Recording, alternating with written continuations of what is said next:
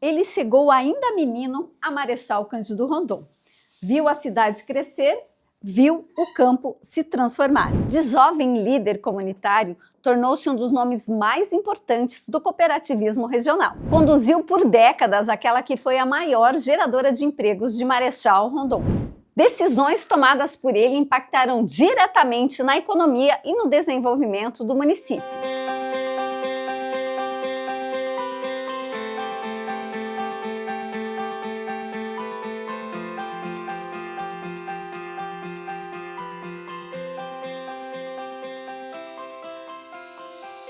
Estou falando de Ricardo Chapla, presidente da Copagril por 23 anos. Uma trajetória cheia de histórias e que faz parte da história rondonense. Não me arrependo de nada, né? É evidente que nem tudo foi flores, talvez teve espinhos também pelo caminho. Assim, as decisões maiores, claro que a gente não tomou sozinho, né? Sempre nós envolvemos a liderança, os conselhos, né? E os associados, claro, decisões maiores foram. Por exemplo, quando foi para construir o frigorífico, realmente foi um desafio. Não foi, assim, uma coisa fácil, não. Mas, felizmente, deu tudo certo.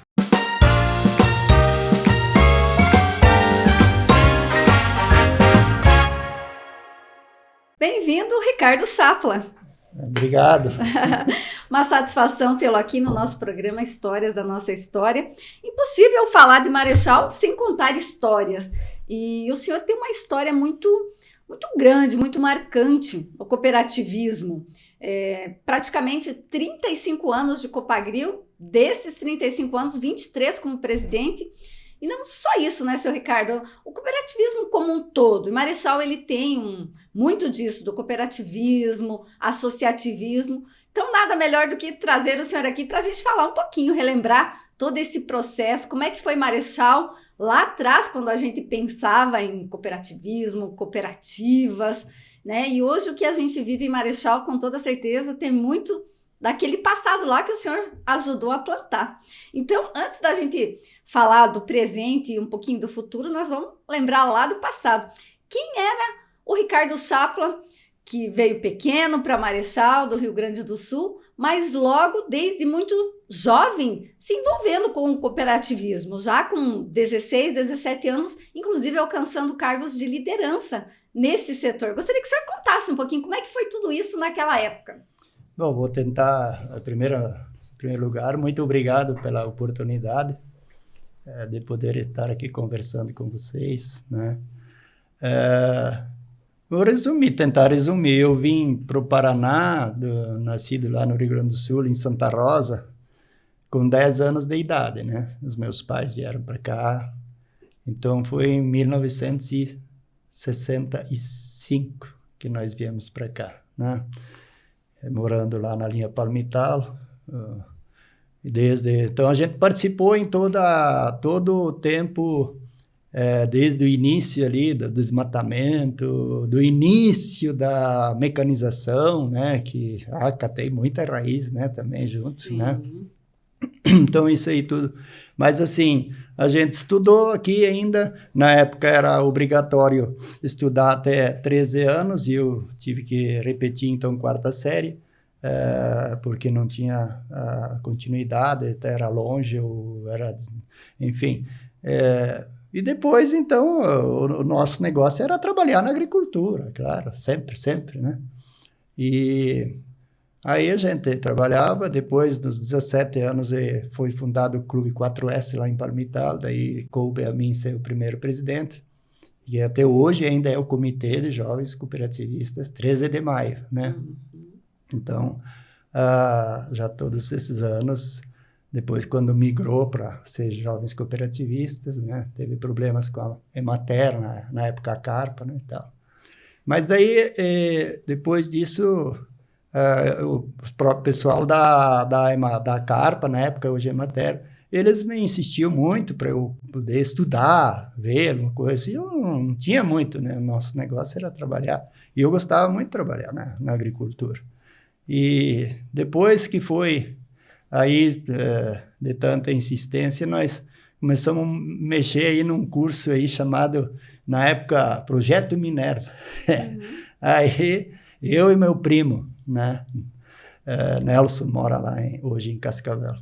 Aí nós viemos aqui para a cidade, depois então nós descobrimos que o Colégio Davi Carneiro tinha supletivo primeiro grau. Daí nós fizemos supletivo primeiro grau. Nisso apareceu para mim, aí já eu era presidente lá dos jovens, tinha uma liderança no meio da juventude, e o gerente na época do Banco Itaú insistiu com o pai para eu poder vir trabalhar no Banco Itaú. Daí eu acabei vindo trabalhar e completei meus estudos aí, segundo grau, fiz na época no Davi Carneiro, era técnico em administração, né? E, então, depois a gente trabalhou no banco, depois então eu resolvi não continuar mais, porque eu sempre já tinha, o pai na época, graças a Deus, comprou uma propriedade para mim, que tem até hoje lá em Campos Sales, né? E daí eu queria trabalhar com o que era meu já, né? E daí saí. Daí naquilo, eu sempre estava ligado, os jovens, daí estava já no comitê da Copagril, daí comitê central, e aí fui sempre cotado para participar de algum conselho da Copagril, e quando, na época, o seu Alfredo Kuhn, que ele era o presidente, então ele me procurou e a gente acabou, depois da formação da chapa, aceitando ser o eleito para estruturar a Credilago, que hoje se Sicredi, né? Que era a cooperativa de crédito rural dos associados da Copagril na época. Depois, claro, com o tempo foi mudando, né? E hoje é a nossa Sicredi, né? Uma grande missão, por sinal, né, seu Ricardo? Na época, quando eu assumi, não tinha nenhuma cadeira para me sentar, mas tudo bem. A gente foi atrás, buscou, trabalhamos 3 anos, depois, daí mais 3 anos, daí depois, quando nós iríamos estruturar para eu ser o presidente da Credilago, na época a Sicredi já tinha mudado o nome, nós estávamos trabalhando, eu fiz parte da central, como conselheiro fiscal, como conselheiro de administração, junto, eu lembro muito bem, o seu Donald era ex-presidente lá hoje LAR, na época, Cotrefal, né? E a gente participou, tivemos vários desafios, né? Acho que, no começo eram somente associados da Copagril que faziam parte da Credilago, e aí, a partir do momento que mudou, que se transformou em Sicredi, aí sim abriu para geral. Sim, qualquer pessoa poderia ser um associado. Isso, daí a primeira era só associada à Copagril, depois abriu para outros, e tinha que ser só produtor rural. Aí depois, com o tempo, quando eu já não estava lá mais, daí quando o Adolfo então assumiu como presidente, depois aí abriu que estava sendo trabalhado, né? Abriu para admissão livre, então até hoje é isso, né? Então, naquela época, o senhor lembra mais ou menos a média de quantos associados tinha a Copagril? O senhor tinha que visitar praticamente todo mundo para tentar fazer esse, vamos dizer assim, essa relação entre Credilago e Copagril? Na época, como era a Copagril, eu pedi a relação dos associados da Copagril, e a Copagril tinha a classificação A, B, C, né? Então, eu queria usar, né? E usar, eu fiz a relação e fui visitando para convidar para associar. Nenhum associado negou que não ia associar. A maioria fez na hora, me assinou, né? A proposta e um outro que ficou, mas depois já veio também. Então, assim, todos os associados que eram os associados bons da Copagril, vamos dizer assim, eles eram praticamente todos associados da Credilago Sicredi hoje, né? Então, quando depois que eu fui, na verdade, eu fui contra a minha vontade para a Copagril, né? Foi tanto pressionado na época pelo Walter Vanzella, falecido Romeu Scherer, enfim, as lideranças, e aí acabei aceitando ir para lá, daí ficou a Credilago, daí que o Adolfo, que nós chamamos para o Adolfo. Adolfo assumiu a presidência. Isso, daí E o senhor assumiu o primeiro cargo? Qual foi na Copagril? Na Copagril fui como diretor secretário. Diretor secretário. E eles já projetavam, eu não, mas eles projetavam para mim ser depois, talvez, o presidente. O senhor lembra que ano que foi isso? Que o senhor assumiu pela primeira vez como secretário? 94. 94. É. E dali para presidente, quanto tempo? Foi 6 anos como secretário, daí o Walter já 3 anos, os últimos 3 anos, já era presidente aqui e também da Frimeza, né? Uhum. Então também, daí ele ia sair, ficar só lá, e eu, então, coube para mim assumir a presidência. Então, fiquei 23 anos, né? Não tinha nenhum plano para isso, mas foi. O senhor nunca imaginou, quando começou esse trabalho com lideranças no cooperativismo, né? Então, desde cedo já despertou uma liderança, especialmente nessa área, né? Então, no campo, um líder cooperativista, de repente você se imagina aqui ou ali, mas imaginava ter uma carreira assim, uma trajetória tão longa e tão expressiva no cooperativismo? Não, nunca. Eu nunca também era ambicioso por cargo. Quando no grupo, eu sempre fui, eu faço parte do grupo, não estou à disposição do grupo, não estou reivindicando nenhum cargo. Eu nunca, praticamente nunca disputei, para dizer assim, né, para algo.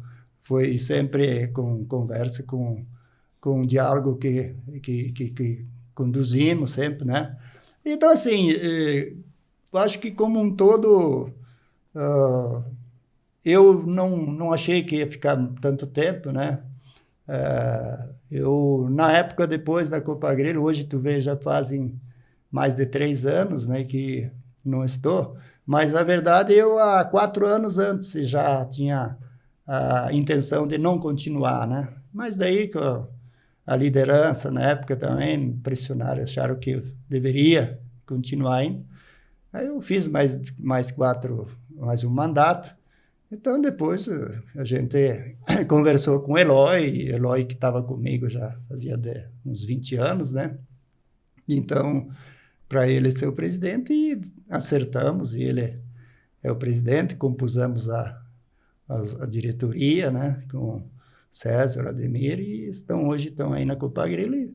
E eu tranquilo, eu acho que fiz minha parte que tinha que fazer.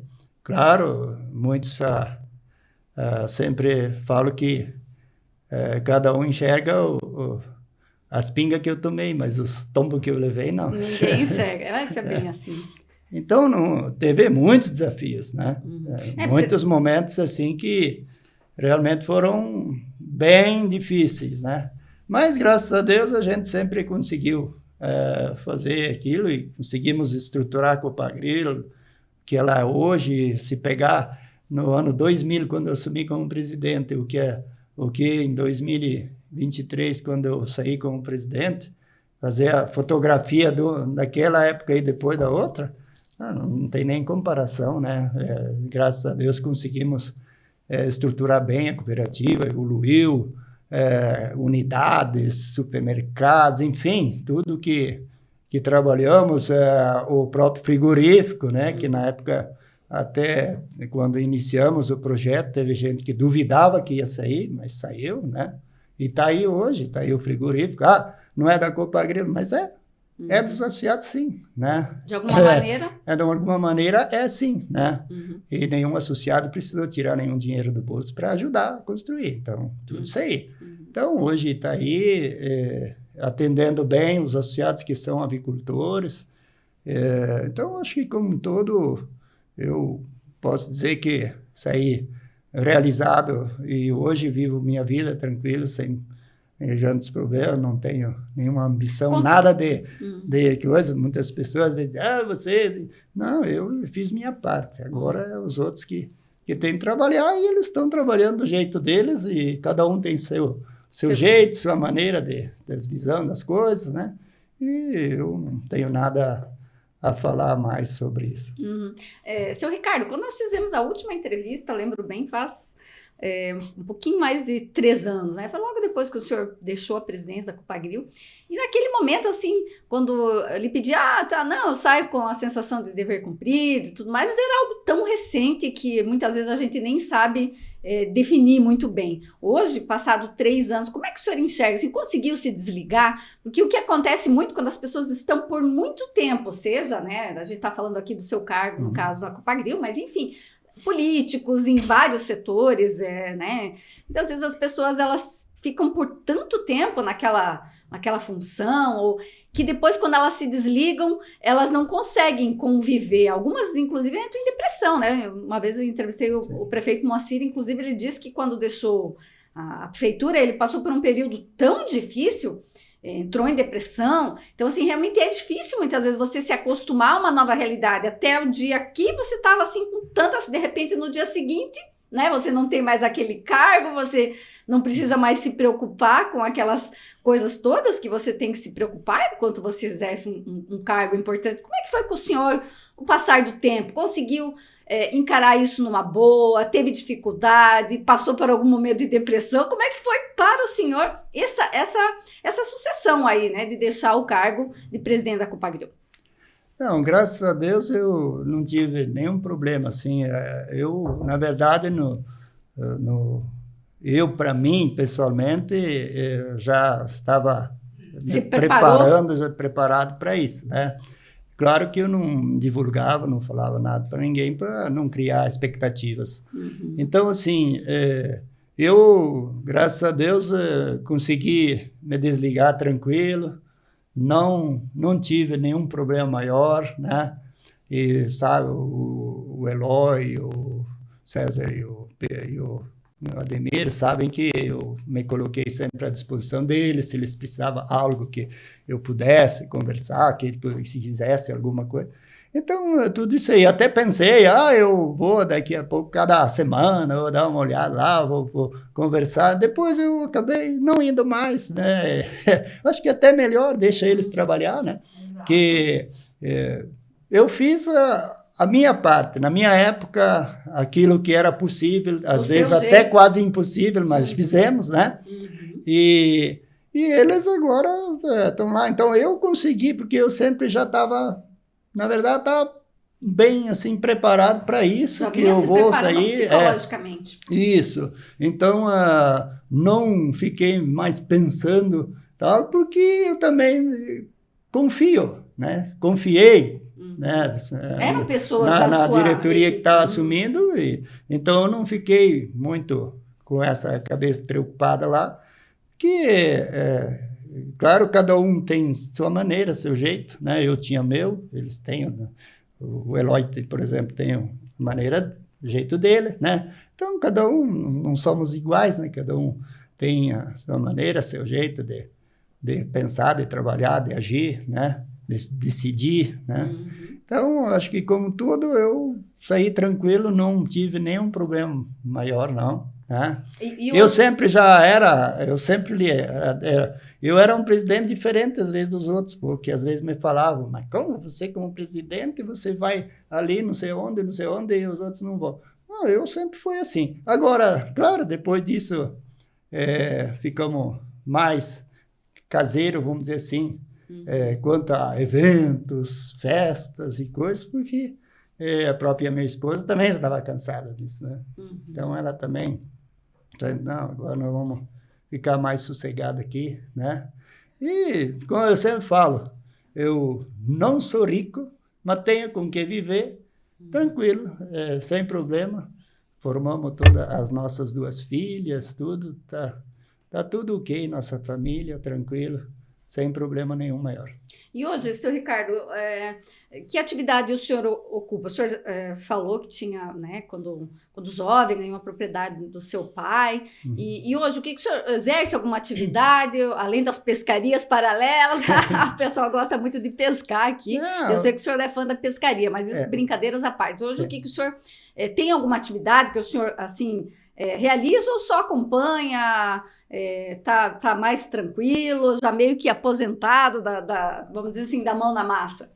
Não, assim, eu não tenho grandes áreas de terra, né? Eu tenho uns pedaços pequenos, ainda espalhado, né? E eu sempre tinha arrendado, e continuo arrendado, né? Então, o pessoal planta. E eu tenho os aviários, aí a minha esposa, que ela que acompanhava agora, então passou eu a acompanhar, né? Tem funcionários lá e tal, e a gente acompanha isso, né? Então, assim, eu sempre tenho alguma coisa para fazer.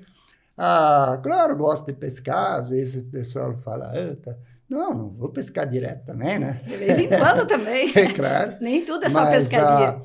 Mas até de pescar, eu tenho maior prazer e satisfação de dizer que nós oportunizamos, quando no tempo que eu estava na Copagril, nós oportunizamos não só para lideranças da Copagril, mas para lideranças, famílias de lideranças, né?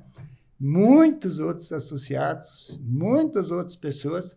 Eu não tenho a conta, mas eu acho que no mínimo umas 500 pessoas que, pelo menos, tiveram a oportunidade de conhecer, por exemplo, o Pantanal.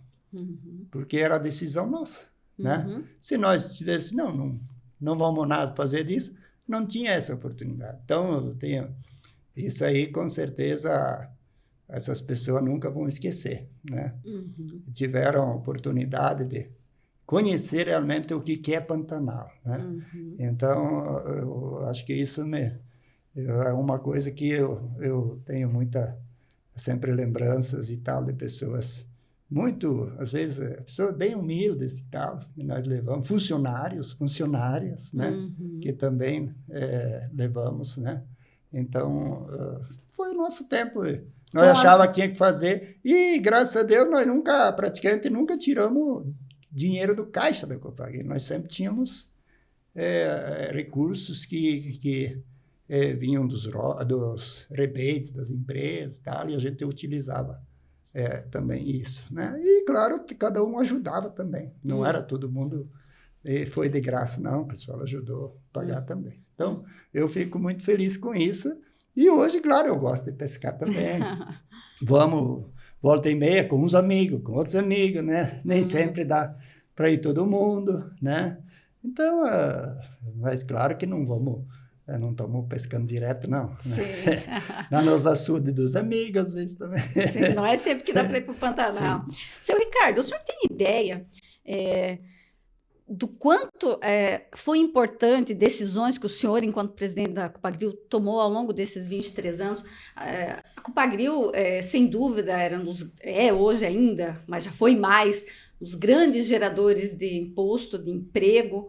Então, assim, aquilo que o senhor decidia tinha um impacto direto no município, né? A gente só tomando por base, vamos dizer assim, a decisão de colocar em prática o frigorífico, por exemplo, hoje que é um dos maiores empregadores no município. Então, assim, quando o senhor para e pensa assim, poxa, né, eu realmente tomei decisões com toda certeza nada fáceis, mas elas tiveram um impacto direto no município e transformaram também o Marechal Cândido Rondon ao longo dos anos, porque tudo, de alguma maneira, esteve ligado à Copagril, ao cooperativismo, e essas coisas se entrelaçaram entre mercado de trabalho, economia, enfim, toda uma roda. E o senhor ali, à frente, tendo que, né, decidir, quando a gente toma uma decisão, ocupando um cargo como o senhor ocupava, o senhor tem que bancar. Isso, quando o senhor olha para trás, o que o senhor pensa? Disso tudo que o senhor viveu, de quantas decisões transformadoras o senhor tomou ao longo dessa trajetória aí de mais de 2 décadas à frente da Copagril como presidente? Eu diria assim que não me arrependo de nada, né? É evidente que nem tudo foi flores, às vezes teve espinhos também pelo caminho, mas assim, as decisões maiores, claro que a gente não tomou sozinho, né? Sempre nós desenvolvemos a liderança, os conselhos, né? Primeiro os companheiros de diretoria, daí os conselhos, né? As lideranças da cooperativa e os associados, claro, as decisões maiores foram. Por exemplo, quando foi para construir o frigorífico, realmente foi um desafio. Mas eu, como acompanhava... na época, a Copagril participava da Cotriguaçu, né? E aí nós,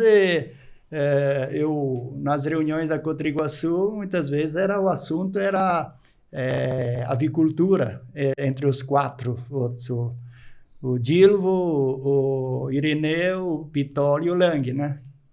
E então, falavam do preço do pintinho, discutiam, enfim, e tudo isso eu sempre falava que era uma coisa e tal. E daí, quando eu fui, eles na época também, assim, ajudaram, vamos dizer, dizer não, acho que é importante. Fizemos um plano, primeiro, um estudo, para fazer um negócio pequeno, né?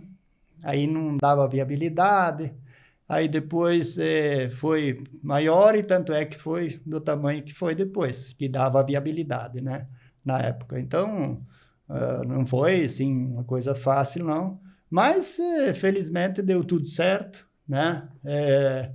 Estruturamos e fizemos negócios aí o mundo todo, já habilitada, cooperativa em tudo que é mercado, praticamente no mundo, né? E isso tudo, vou dizer que eu fiz sozinho, não. Claro que eu era o presidente que tinha as decisões sempre partiam da gente, claro, né? Mas sempre eu tive a participação dos outros companheiros também, seja da diretoria, seja do conselho, né? E em muitos momentos também, seu Ricardo, o andar da carruagem, eu diria assim, não dependia necessariamente da cooperativa. A gente sabe que mercado ele é influenciado, né, pelas questões globais e tudo mais, economia, e muitas vezes teve períodos difíceis. E aí como é que foi? Como é que o senhor lembra disso? Não, assim, o projeto, por exemplo, de aves, mas nós criamos essa possibilidade de podermos fazer um projeto desse, porque estruturamos a cooperativa antes, a cooperativa voltou a ter, claro. Só tem um número aí que, quando nós assumimos o primeiro ano, o faturamento da Copagri foi 120 milhões, né? Quando eu saí, foi deixado aprovado no BNDES um crédito de 120 milhões, certo? Então, dá para ver a dimensão das coisas. Mas só para dizer, no início foi quando aí vamos fazer aonde, certo? Aí, claro que nós consultamos todas as prefeituras da nossa região. Não fizemos um leilão, mas pedimos que se prefeituras teriam condições de nós auxiliar e tal para iniciar a construção do projeto. Então, nós tivemos prefeituras aí que fizeram propostas muito boas, né? E, na época, o nosso município, Marechal Rondon, não estava respondendo direito. A gente até pressionou, né? Que depois construiu em outro município. Então, mesmo assim, depois, podemos dizer, a decisão ficou para Marechal Rondon, mas ficou em função do município ser maior, cidade maior, possibilidade de ter mais mão de obra e também, no fim, ser a sede da cooperativa e coisa e tal. Mas se fosse por questões financeiras, nós declinamos de, no mínimo, 3 vezes a mais Qual seria recursos financeiros para fazer Marechal Rondon. Então, qual município que era o mais cotado? Se fosse assim, cotar pela viabilidade. Não, por dinheiro era Santa Helena. Santa Helena. E segundo era Pato Bragado. Olha só. Né? Então, assim, e teve município que até declarou, falou, nós não vamos ter condições de ajudar muito. Mas todos eles responderam, todos, desde Iguaíra, Mercedes, Entre Rios também fez uma boa proposta, né? Que eles tinham os royalties e tal. 4 Pontos já declinou, disse que não que não queria, mas não teria condições de querer competir financeiramente, claro, né? Não tinha os royalties, né? Por exemplo, como Santa Helena tinha. Isso. Então, assim, todos eles na área de ação aqui da Copagri foram consultados e todos responderam. Mas, assim, eu acho que está aí, claro, a gente fica feliz que nós temos uma grande indústria, a maior indústria, a maior empresa de Marechal Cândido Rondon é o abatedor de aves hoje da LAR, né? E depois... Então, tudo isso aí, acho que foi importante, mas eu sempre falo que a gente, claro, que estava na frente e tinha que estar, né, como presidente. Eu realmente exercia como presidente, mas sempre tive a contribuição dos companheiros também. Hoje, vendo a indústria aqui funcionando, como o da LAR, enfim, acompanhando o processo de outras cooperativas na região, a gente vê muitas vezes alguma incorporação. O senhor avalia que foi a decisão mais acertada, essa intercooperação com a LAR naquele momento, que na época gerou-se um burburinho de tudo que é lado, sim. Os cooperados ficaram apreensivos, a comunidade ficou, nossa, mas sim. Enfim, né? Agora passado tanto tempo, como é que o senhor vê isso? Foi a melhor decisão? Foi melhor para Marechal? Foi melhor para Copagril? Eu acho que sim, porque nós estávamos já há mais tempo, mas eu particularmente como presidente, mas eu não precisava comentar, nem comentava às vezes com meus companheiros de diretoria, mas sempre nós, o tamanho que nós éramos, né? E o mercado como um todo, e os problemas às vezes sanitários da avicultura, né? Que a gente tem que levar em conta. Eu sempre pensava e eu me recordo bem também, tive a oportunidade de por várias vezes conviver com o ex-presidente da Aurora, por exemplo, o seu Mário, faleceu depois, né? E ele também me questionou uma vez, nós estávamos até pescando junto. Aí ele, como é que tá? E o que você achava? E daí ele era um que falou, não, nós estamos abatendo 1 milhão e daí nós precisamos aumentar mais. Daí eu falei, vocês que estão... Ele sempre assim, na boa, era uma pessoa muito legal, eu gostava muito, até uma pena que faleceu ainda novo, vamos dizer assim, né? E depois disso, então, nós pensando várias vezes, eu para mim, e um dia eu resolvi, eu vou para Santa Catarina conversar com o Mário. Daí eu fui lá e conversamos, claro, né, sigilosamente. Sim. E pedi opiniões e tal, e ele disse, não, vamos fazer um estudo. Daí eles fizeram o estudo, né? E depois é que, então, surgiu a conversa com o Irineu, né? Depois que já havia todo um estudo. E daí o Irineu disse, não, nós queríamos e tal. Então, trabalhamos, mas não fizemos leilão. É que é muito difícil esse negócio, assim. Muitas pessoas acham... E nós tivemos aquele episódio da pandemia. Sim. Ali, que judiou nós, vamos dizer assim. Judiou nós como um todo, judiou nós como Copagril, que a gente teve no momento, não sabia nem o que fazer direito. O que vamos fazer? Vamos fechar? Vamos abrir? Vamos... o que vamos... Né? Então, foi muito difícil isso aí. E, além disso, deu toda aquela bagunça de dólar e de câmbio, e daí, com isso, a Copagril também perdeu dinheiro com isso. Né? Na verdade, sim, todo mundo sabe disso, né? Perdeu dinheiro também, e então até acelerou isso para nós fazer. E aí a gente trabalhou como nós tínhamos os sigilos e tal, e, no fim, acabamos acertando com a LAR, com o Irineu. Na verdade, até tem pessoas, às vezes, que ficam, às vezes, até tem falado, né, coisas que não tem nada a ver. O negócio foi, assim, direto. Eu, como presidente da Copagril, e Irineu como presidente da LAR. Primeiro, nós dois chegamos mais ou menos a uma conclusão. Aí que nós sentamos com os dois aqui, meus companheiros de diretoria, o Eloy e o Márcio, e lá também o Irineu com os dois da diretoria deles, nós os 6 sentamos, alinhamos, e, no fim, acabamos fazendo o negócio, fechando, né? E eu acho que foi uma decisão correta, boa, porque nós não ia ser competitivo. O mundo, como um todo, ele compra, mas é tudo em escala cada vez mais, né?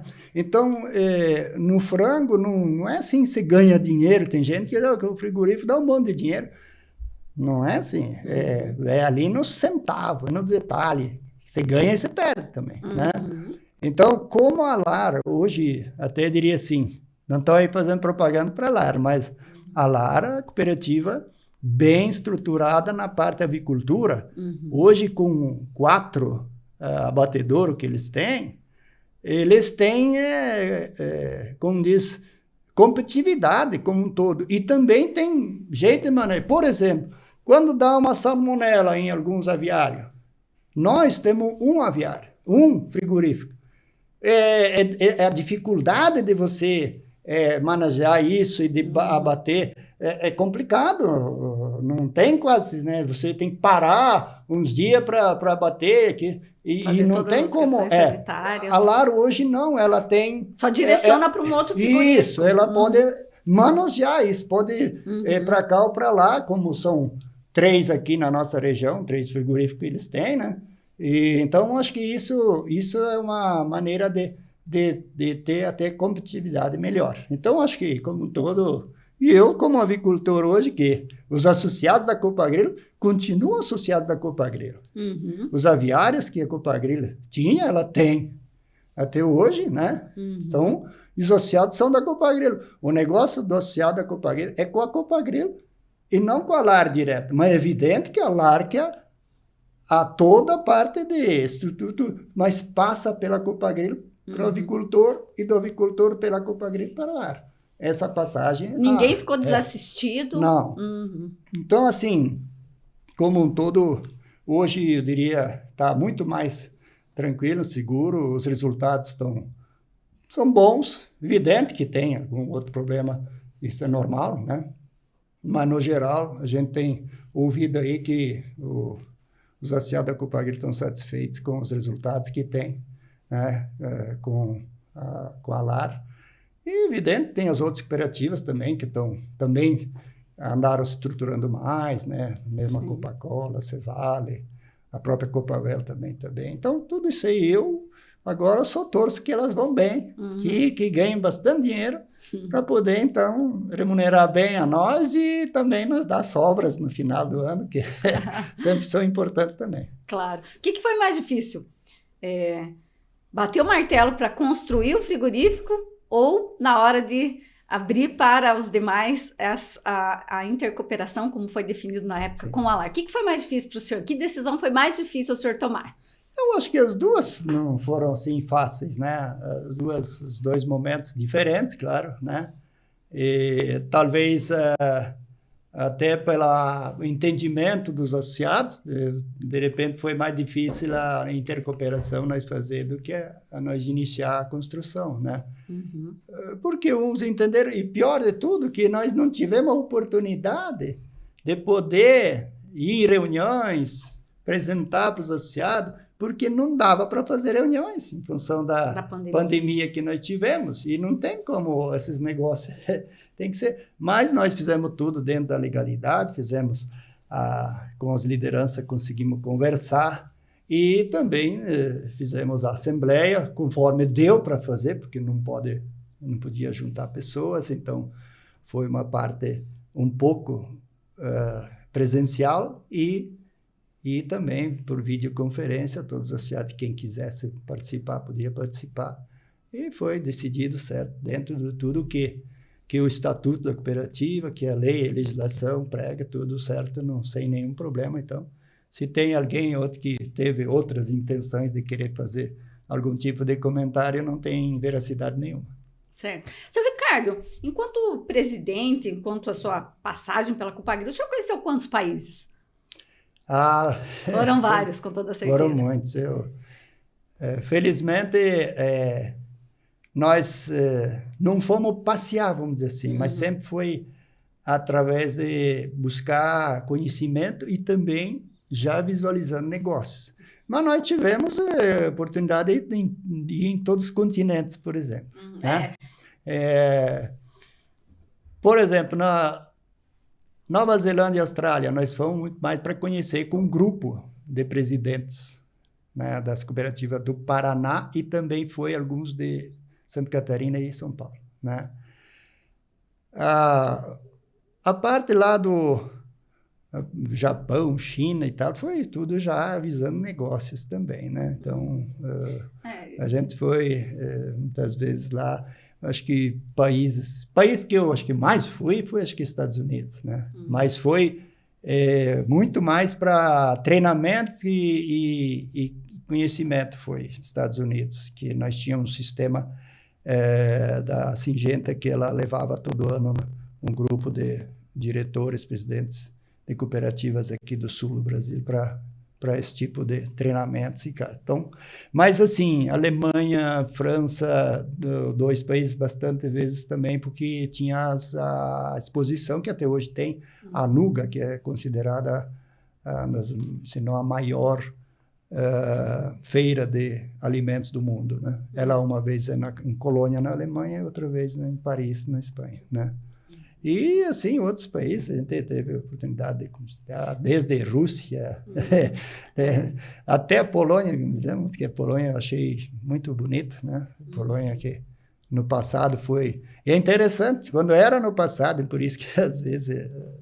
não gosto de falar de política, mas os comparativos que você tem quando era um regime de governo, que tem outros, mudou o país, né? Então, tem umas coisas que realmente são bem chamativas e a gente conheceu o mundo todo e hoje, se pegar hoje, hoje, no momento, eu como brasileiro até tenho uma certa vergonha de ser brasileiro do que está acontecendo no Brasil, né?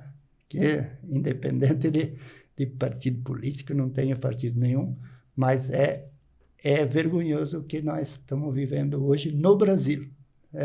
Em termos de estrutura política e coisa e tal. Eu justamente lhe pedi a questão de quantos países o senhor conheceu, porque eu imagino que, assim, oportunidades de conhecimento, de transferir conhecimentos, né? Muitas vezes você vê coisas lá que você não vê aqui, e vocês, enquanto presidentes de cooperativas que participavam, estavam muito envolvidos nesse tipo de viagem, treinamento e tudo mais, vocês, de alguma maneira, transferiram esse conhecimento, mesmo que às vezes era uma coisa tão pequena, mas sempre, né, foram agregando. E eu gostaria que o senhor fizesse uma leitura, seu Ricardo, do que, né, o senhor começou lá como um líder cooperativista, era um começo de Marechal Cândido Rondon, participou, né, daquele processo de... Tava se começando o município.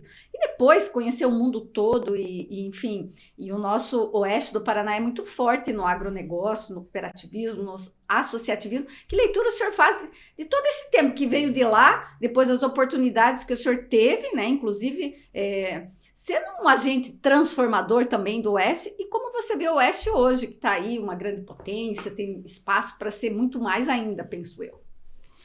Olha, bom, houve evolução de tudo que é sentido, né? Pega aqui Marechal Cândido Rondon. Bom, eu conheci a cidade de Marechal Cândido Rondon de bicicleta.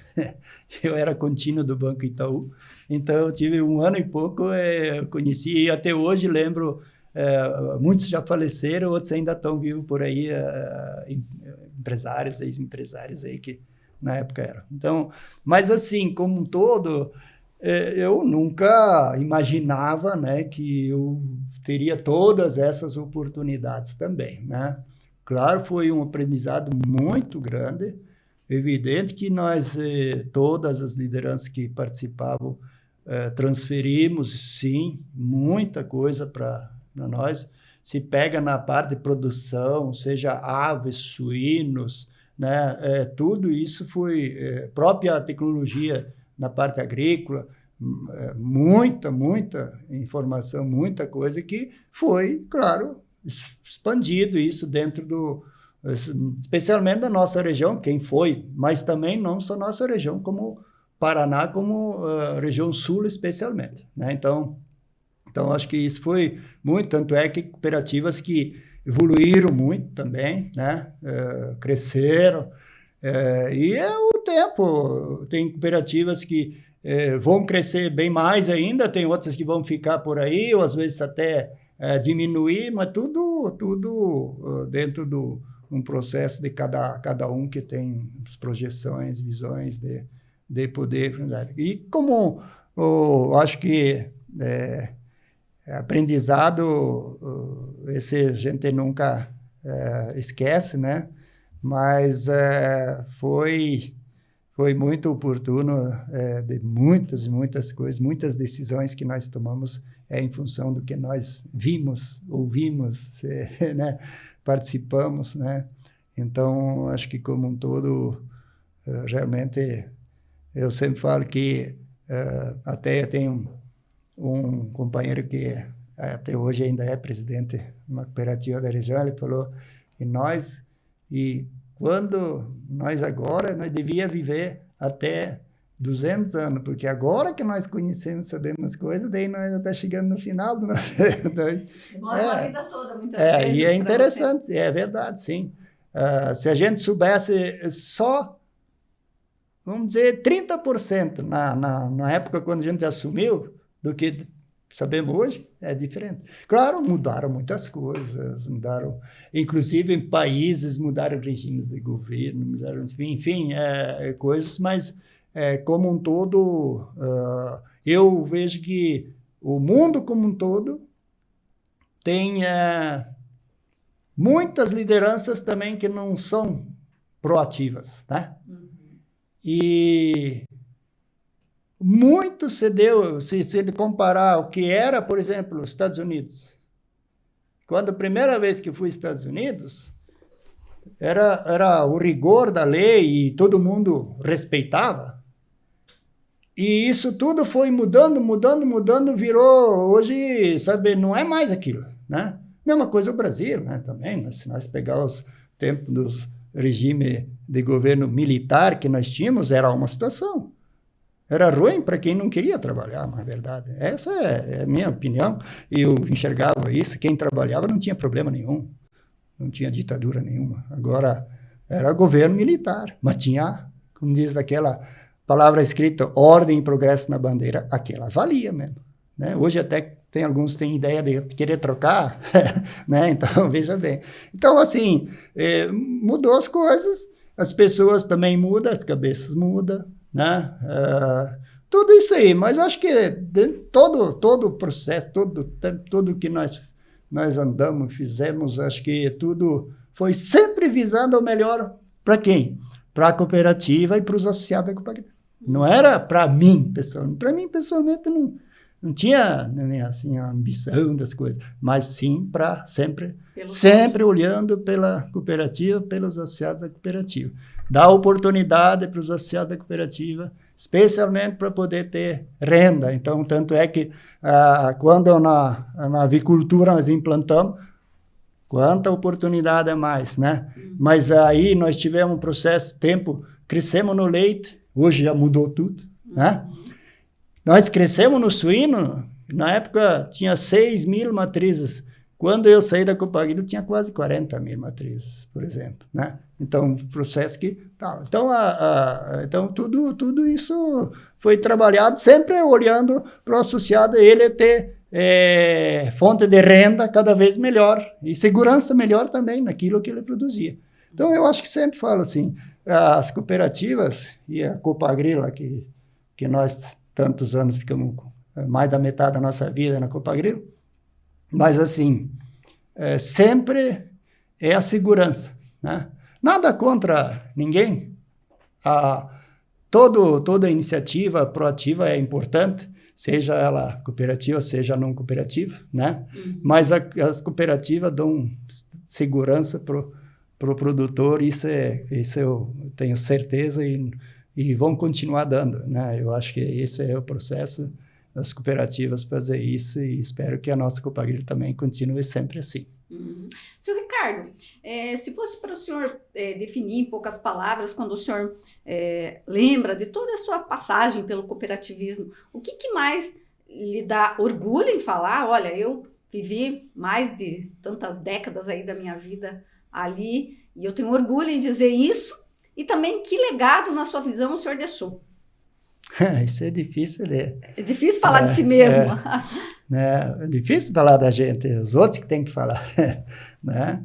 Embora que alguns, eu tenho certeza que a grande maioria, eles sabem muito bem e sabe tudo o que a gente passou, não passou, o que fez, o que não fez, né?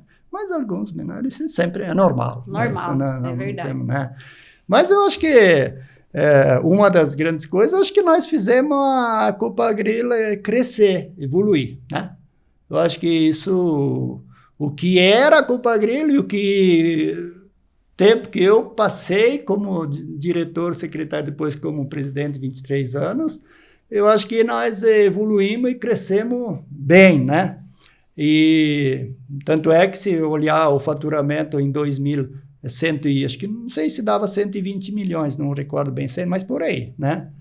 Aí nós chegamos a bater nos 4 bilhões, e, enfim. Então, tudo isso é uma evolução. A meta era chegar a 5 e tal, mas depois tivemos que fazer o negócio que da intercooperação, então o frigorífico acabou não ajudando no faturamento, mas como um todo não é só o faturamento, eu acho que a estruturação da cooperativa como um todo, em unidades, enfim, em Mato Grosso do Sul, por exemplo, não tinha nada, praticamente uma unidadezinha em Mundo Novo, bem precária, daí temos Eldorado, Itaquiraí, de todas elas, até esses dias um amigo me perguntou qual é a capacidade de Itaquiraí de armazenagem. Lá é 1.100.000 sacas de produto para armazenar, Itaquiraí é a unidade.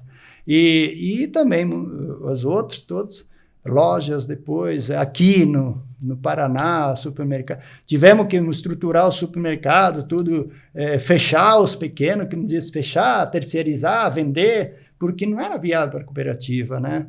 Então, tivemos bom entendimento com os associados sempre, isso acho que mais me orgulho é o bom entendimento que nós tivemos com os associados. Eu nunca tive, assim, algo que os associados contestavam, né, de uma maneira, claro, tem uma outra opinião que é normal, né, às vezes diferente, mas sempre a grande maioria sempre nos apoiou, e isso eu me orgulho bastante, né. Uhum. Agora, o que fizemos da maneira como nós éramos, tal, e eu posso dizer uma coisa com toda certeza, que eu, em termos pessoais, vamos dizer assim, econômicos ou o quê, eu já falei, não sou rico, mas tenho com que viver, mas tudo que eu tenho é do meu suor, é trabalhado, e nunca precisei nada de alguém me dar, e eu tive até, sim, momentos que tive que falar, às vezes, para as pessoas que não gostavam da maneira com que eu, número 1, sempre, e quero que isso continue, seja na cooperativa, seja em qualquer lugar na sociedade, a honestidade, isso eu não abro mão. Uhum.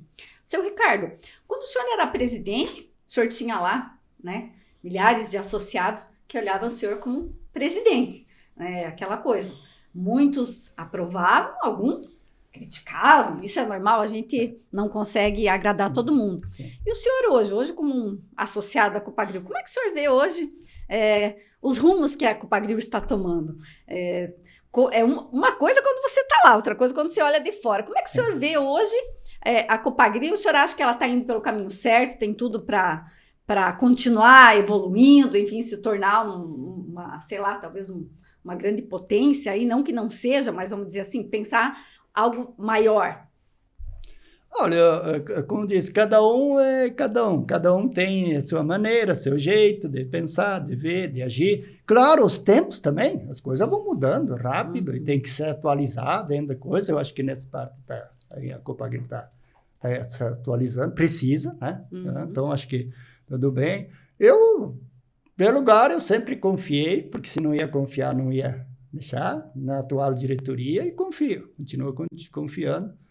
E eu não quero muito dar opinião se fizeram isso ou aquilo, se é certo ou se é errado, porque é eles que têm que decidir. Eu não quero só participar. Evidentemente que eu sempre torço bem, muito pela Copagril, rezo pela diretoria que faça bom trabalho, né? E que a Copagril possa evoluir, sim, possa continuar sempre, porque nós convivemos tantos anos, e acho que dentre diretor da Copagril, desde diretor e presidente, eu acho que eu fui o que mais tempo fiquei, né, na cooperativa, de todos que passaram pela cooperativa. Dificilmente alguém vai ficar tanto tempo assim, todos né? foram importantes, cada um fez sua parte, seu tempo, né, da sua maneira. Então, tudo isso aí, eu não tenho nada para, assim, pinar, e hoje eu só fico na torcida e que vá bem a nossa cooperativa. Como é que é a relação hoje né? do senhor com os atuais diretores? Não, é tranquila, não tenho nenhum problema, nada com nenhum dos três, né? Nem com o pessoal que tem conselhos, enfim, né? É normal, né? Agora, é normal, eu não quero me meter no meio, envolver em alguma coisa, porque a não ser que eles uma hora quiserem me pedir alguma opinião, alguma coisa, tudo bem, eu sempre tive à disposição, estou à disposição, senão deixa eles administrar, tocar, e a gente fica na torcida que dê certo as decisões deles, que realmente seja o melhor para a cooperativa, para o associado à cooperativa. Acho que é isso aí. Marcelo, vou fazer uma pausinha. Seu Ricardo, será que conseguimos falar de tudo um pouco? O senhor tem alguma coisa que de repente eu não falei, que o senhor gostaria de falar? Daí a gente finaliza, que o senhor já deve estar com 1 hora quase. 54. Deve estar girando. Assim, eu praticamente, assim, no grosso da coisa, eu perguntei o que eu precisava. E não sei se a gente... Se eu respondi, tu também não sei. Não sei se a gente fala alguma coisa do futuro. O que pensar? O cooperativismo ainda vai estar... A gente vê... Talvez eu possa falar assim, alguma coisa assim. A gente vê que, né, claro, as coisas mudam, são tendências, novas tecnologias, tudo se transforma. E a gente vê esse futuro cada vez mais para esse caminho. Mas e o cooperativismo? Ele vai continuar sempre, não sei o quê? Daí é uma visão mais geral de futuro, né? E o que a gente esperar pela frente. E daí encerramos. Não, pode ser. Pode ser? Tá, então posso retomar.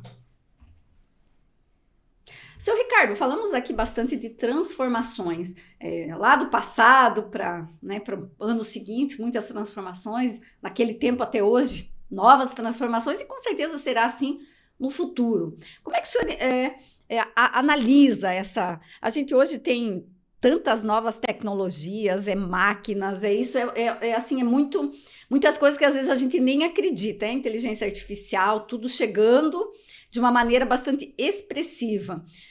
Mas a gente sabe também que as relações humanas, os relacionamentos, né, e a gente tem aqui no Oeste algo que é muito forte, que é essa marca do associativismo, do cooperativismo. Isso, com toda certeza,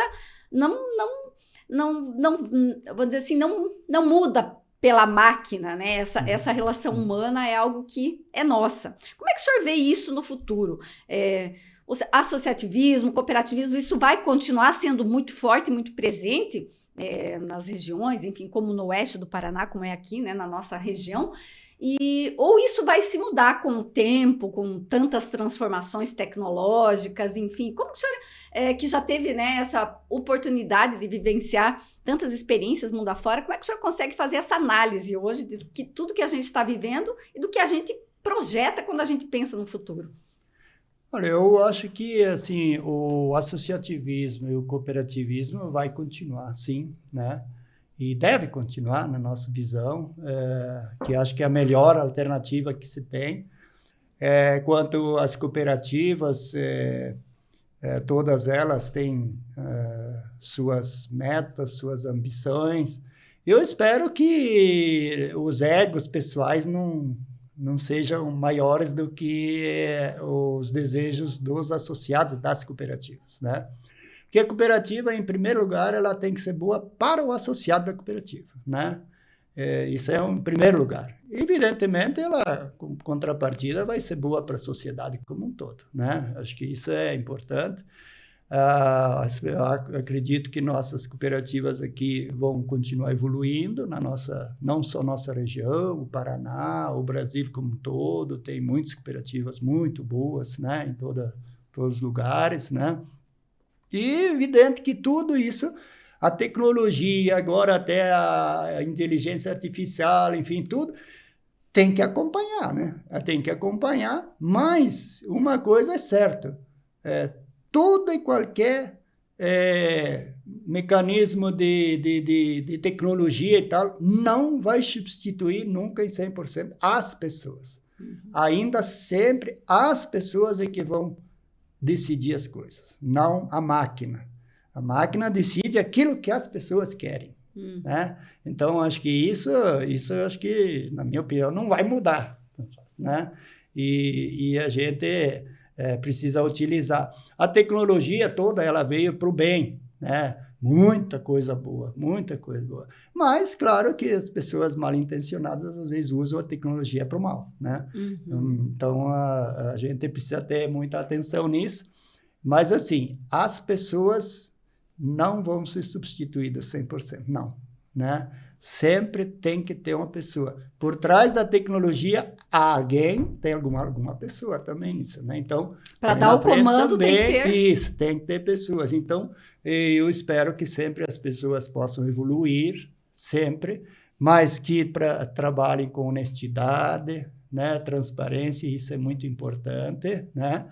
Então, acho que como um todo, eu acredito muito que nós vamos ter nos próximos anos uma evolução bem significativa ainda do cooperativismo, seja ele regional, estadual ou nacional, né?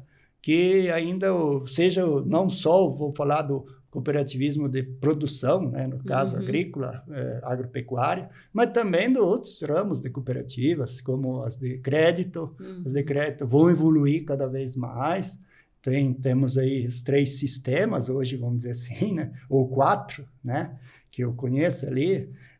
O sistema Sicredi, que eu participo e sou associado até hoje, né? Mas temos o Cicobi, temos o Cressol e temos o Uniprime também, mas menos expressiva, mas todas elas são sistema importante e que sempre precisa ter pessoas corretas, honestas, porque e para poder ter visão, planejar, executar, fazer as coisas correto, né? Se fizer tudo corretamente, nós vamos ter sucesso, sim, nas cooperativas todas, né? Independente de qual o ramo de atividade. E a gente vai querer viver ainda muitos anos para ver isso, né? E tranquilo, sem nenhuma preocupação maior assim tal. Agora, é claro que nós dependemos, esse ano nós temos, por exemplo, eleições no Brasil, né? Eu não sou político, não quero ser político. No passado fui muito pressionado, eu tive que decidir se eu ia ficar no cooperativismo ou ia para a política. E até teve uma encruzilhada bem tal, que tive que pedir opiniões de várias pessoas e tal, e decidi ficar no cooperativismo, né? Mas eu espero que a classe política possa ser um pouquinho melhor, né? Eu não vou aqui falar, mas que nem eu falei antes, nós, né, no Brasil hoje, para ser brasileiro, a gente que tem conhecido tantos países, tantos sistemas, tantas coisas e tal, o que nós estamos vivendo hoje realmente é uma coisa totalmente anormal. Não deveria ser assim que nós vivemos hoje, especialmente em Brasília, vamos dizer assim, né? Independente de que, mas acho que se nós queremos ter uma democracia, avançar na democracia, nós temos que ter democracia. Hoje nós estamos, na verdade, na minha opinião, uma ditadura judiciária, e não democracia. Mas, porque o Congresso decide uma coisa, o judiciário muda como quer, o judiciário começa a criar lei e o Congresso... Então, que democracia é essa aí? Não é democracia, né? Então, os que falavam no tempo dos governos militares que era ditadura, hoje nós temos muito mais ditadura do que era no tempo do governo militar. Eu vejo assim, porque pelo menos tinha ordem, progresso e respeito das coisas. Então, eu espero que nós possamos ter esse ano uma eleição tranquila, que seja honesta e correta, né? E que tenhamos aí governantes que possam olhar bem melhor, né, das coisas.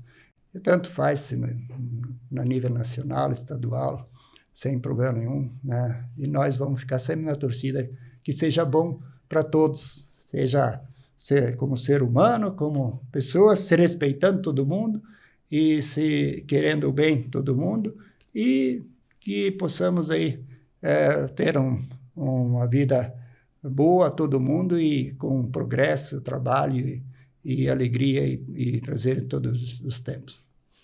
Seu Ricardo, foi uma satisfação tê-lo aqui participando do nosso programa onde a gente consegue resgatar histórias e pessoas, trazer pessoas que fizeram parte dessa história. O senhor tem uma trajetória muito grande, né? Uma história dentro do cooperativismo que se confunde, inclusive, com a história de Marechal. Então, assim, foi muito bom a gente relembrar momentos importantes, claro, na sua trajetória, mas que tiveram um impacto direto em Marechal Cândido Rondon, de alguma forma respingando até regionalmente.